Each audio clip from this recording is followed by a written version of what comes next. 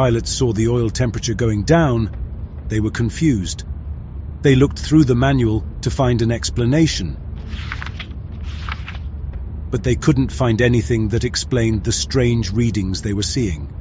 The pilots reported the issue to their maintenance control center, asking for further investigation. However, the center also couldn't determine the cause of the problem. What the pilots didn't know was that the issues with the engine oil indications were caused by a massive fuel leak deep inside the right-hand engine. A serious mistake was made while replacing the engine. The hydraulic and fuel lines were placed too close to each other. Even though they believed there was sufficient space between them, they didn't consider how the pressure from the hydraulic system could affect them. During the flight, the hydraulic and fuel lines of the right engine were in continuous contact, slowly wearing down against each other. Eventually, this friction caused the fuel line to rupture, resulting in a significant hole. According to the final report, the aircraft was losing an estimated 12 to 15 tons of fuel per hour through this rupture, an immense contrast to the typical fuel consumption of about 2.6 tons per hour for an Airbus engine. But even with the significant fuel leak, the engine kept running as usual. The fuel system design of the aircraft plays a significant role in this. The fuel system of this Airbus is designed with multiple fuel tanks. Each wing contains 2 tanks, along with a center tank and a trim tank located in the tail's horizontal stabilizer. The trim tank serves the purpose of redistributing fuel from the back to the front of the aircraft to maintain its central gravity limits. As fuel levels decrease in the wing tanks, the trim tank automatically transfers fuel forward to the depleted wing tanks. This transfer is normally not scheduled to take place until 35 minutes from the destination airport, when the wing tanks are below 4 tons or when the aircraft descends below flight level 245. This process ensures a balanced fuel distribution for landing. However, in this instance, the trim tank initiated its final fuel transfer prematurely, directing all its remaining fuel forward into the wing tanks much earlier than usual. Despite there being an indication in the cockpit, the pilots did not immediately recognize the abnormality. While still dealing with the oil pressure issue, an advisory message flashed on the ECAM. It's the central display unit in the cockpit, and it alerts the pilots when action is needed. It was an advisory message. The message noted a fuel imbalance between the tanks in the left wing and those in the right wing. A fuel imbalance means that there's more fuel in the tanks of one specific wing than in the other, which is a problem because the aircraft needs to be balanced. When dealing with a fuel imbalance on the Airbus A330, there aren't any specific actions outlined in the ECAM. Instead, the ECAM simply alerts pilots to the imbalance, prompting them to refer to the Quick Reference Handbook for guidance.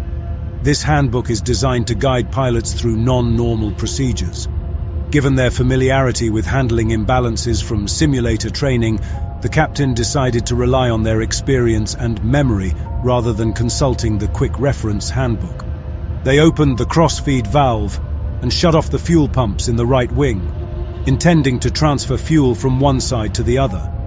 However, unbeknownst to them, this action only worsened the fuel leak, as fuel was being directed from the left wing tank through the damaged right side of the aircraft. Had they consulted the QRH, the first instruction would have cautioned against proceeding with the checklist if a fuel leak was suspected.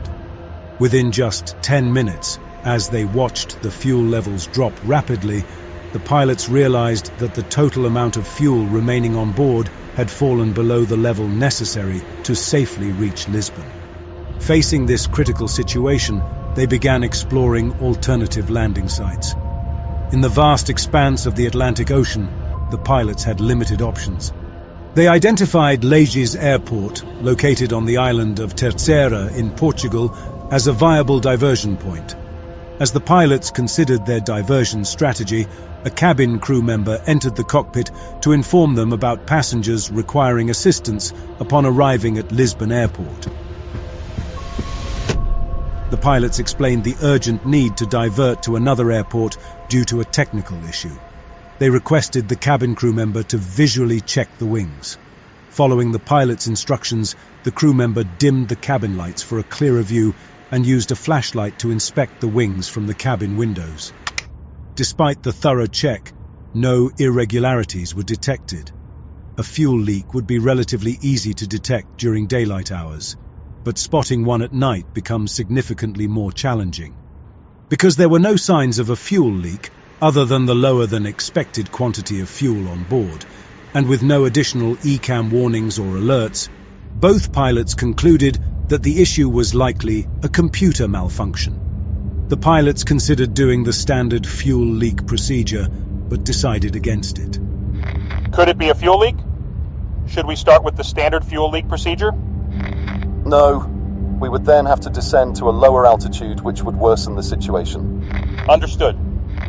Investigators later concluded that if the pilots had executed any of the prescribed fuel leak procedures upon diverting to Lages, whether it was the engine fuel leak procedure, the wing fuel leak procedure, or the fuel leak not located procedure, they would have landed with at least 3.8 metric tons of fuel on board.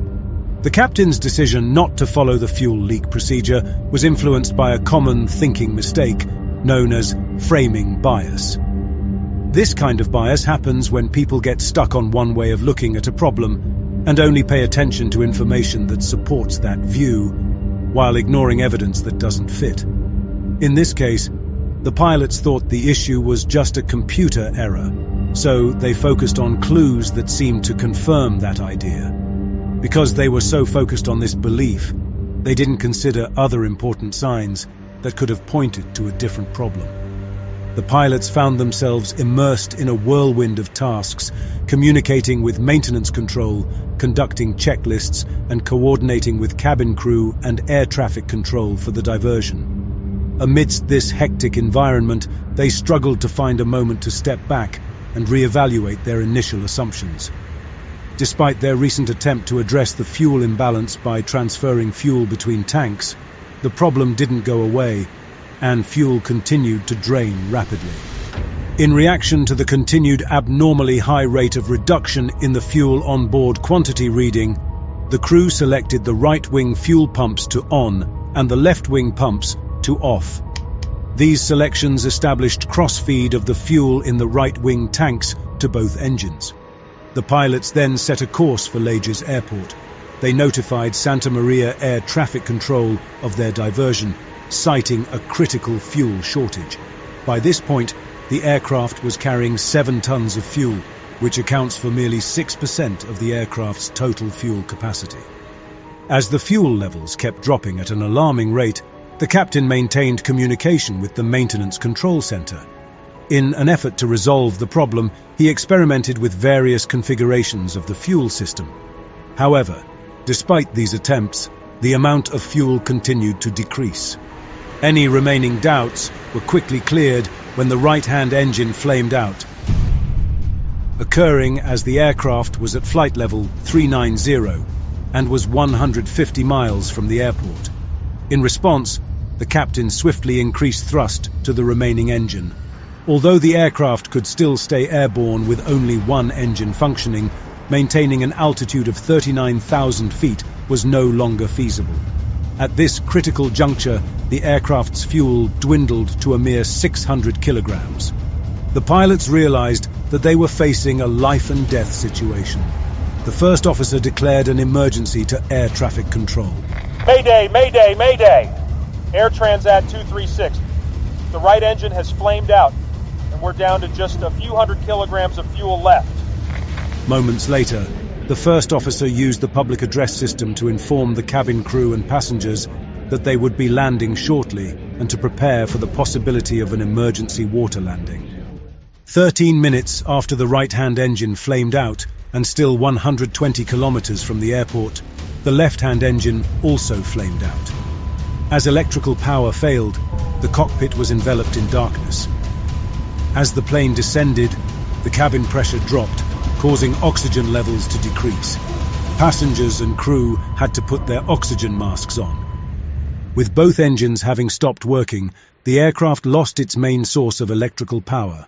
a crucial fail-safe mechanism, the ram air turbine, deployed from beneath the aircraft. As the plane moved through the air, this device harnessed the wind to generate a small amount of electricity, sufficient to keep the most important instruments and systems operational. However, the absence of engine power resulted in the loss of wing spoilers, nose wheel steering, and thrust reversers, making maneuvering and landing significantly more challenging for the pilots. The crew finished the procedure for when all engines stopped working and started gliding towards the airport. Here, the tower controller flickered the runway lights on and off to help the pilots find their way to the runway amidst the darkness of the Atlantic Ocean. To stay in the air as long as possible, the captain maintained a descent speed between the recommended glide speed and the stall warning speed. This way, he could control how fast they went down. But it was important to stay high enough because once they went too low, they couldn't go back up.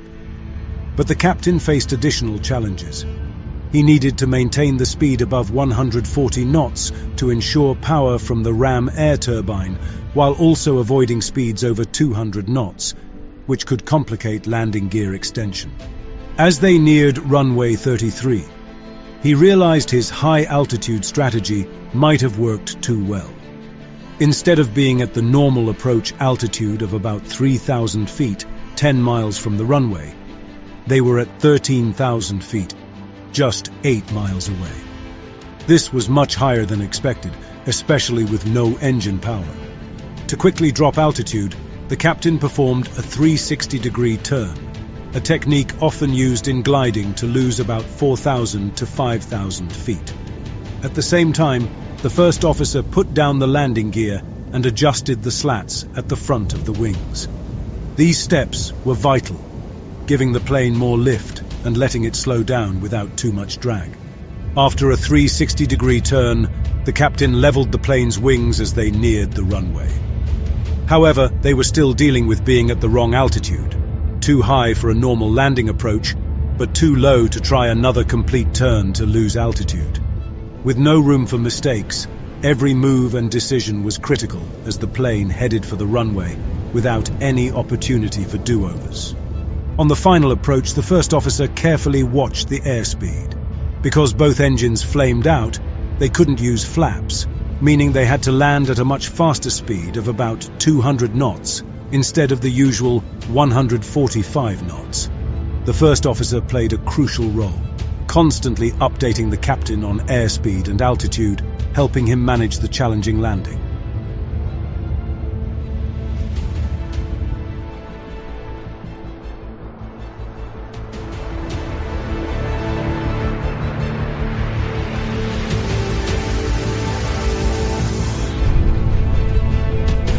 Moments later, the aircraft hit the runway hard, causing 8 out of 12 tires to burst.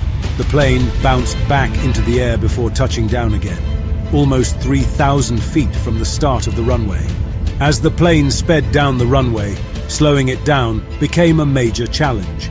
Important features that usually help slow the plane, like wing spoilers and engine reverse thrust, were not working. To make things more difficult, the system that prevents the wheels from skidding didn't work properly, causing the wheels to lock up when the captain tried to use the brakes.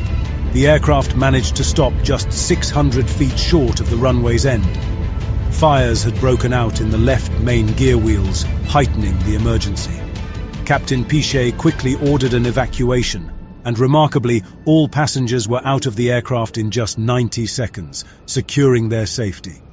The fire crews, already on standby, quickly put out the fires. Incredibly, all passengers and crew on board survived the ordeal. Following their miraculous landing, the event was marked as the longest glide by a passenger aircraft in aviation history without any fatalities. The crew was initially celebrated as heroes. However, as time passed, questions surfaced about the events leading to the critical fuel shortage over the Atlantic. Doubts began to circulate regarding the crew's decision-making, especially why they appeared to overlook their instruments' warnings of rapidly decreasing fuel levels. Following the incident, significant changes were made to aviation safety protocols. Airbus introduced a new warning system in their flight management computers, designed to alert pilots to a significant fuel loss, a key indicator of a potential fuel leak. Moreover, training now emphasizes the effective management of fuel leaks and the interpretation of non-normal checklists more strongly. The final report acknowledged the pilot's failure to detect the fuel leak, but praised their exceptional response after the engines failed. It commended the captain for expertly controlling the aircraft during the engine's out-descent and landing, despite the challenging conditions. The first officer was praised for providing valuable support during the glide and landing. The captain and first officer were therefore honored with the Superior Airmanship Award by the Airline Pilots Association. In conclusion, 3 primary factors contributing to the incident can be identified. Firstly, the improper installation of the spare engine was identified as the root cause of the fuel leak. Secondly, the crew's lack of training in handling fuel leak-related imbalances and the absence of such scenarios led them to focus solely on balancing fuel without considering the possibility of a leak.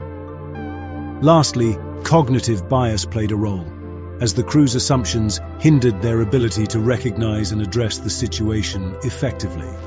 Let's think about what we can learn from this important story. It teaches us how crucial it is to train well, check equipment carefully, and always be ready to deal with unexpected problems. If you enjoyed this video, please consider giving it a thumbs up, sharing it with your friends, and subscribing to our channel for more incredible stories. Don't forget to hit the bell icon to get notified about our latest uploads. Thank you for watching.